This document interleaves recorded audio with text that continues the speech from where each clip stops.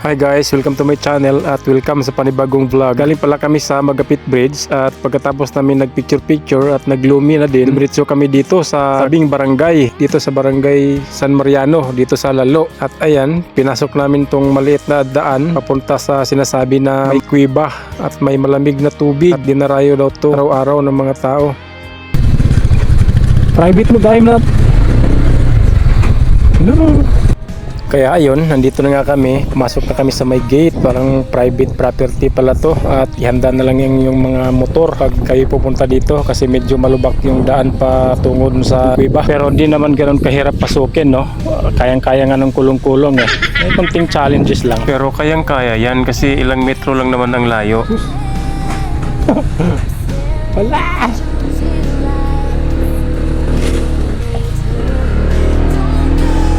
Wow! Ito masusubok ang tibay. Bari-bari. So ayun guys, dumating na tayo sa sinasabing kuweba. Pero may lalakarin pa. Ayan, ito yung daan. Alas 5 na ng hapon. Dito to guys, sa Lalo Cagayan. Ayun guys. Ayan. Nalamis. Ah, gabi ang liwanag. Oh. Ayun. So ayun yung kuweba. Wow! Ayan.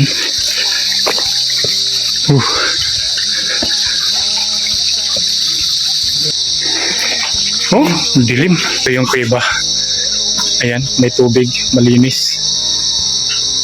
Ayan yung kuweba. Ang ganda ng tubig. Ayan. Ayan, gubat siya. Walang naiilawan na tatamaan ng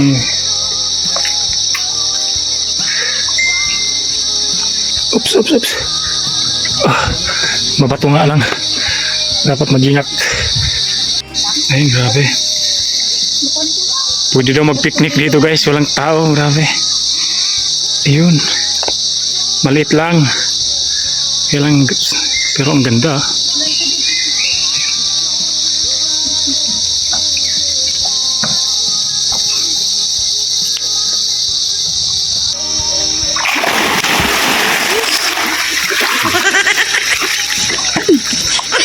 Yung mayat mo yung madingalumbag niya. Mayat man na yung Malawag.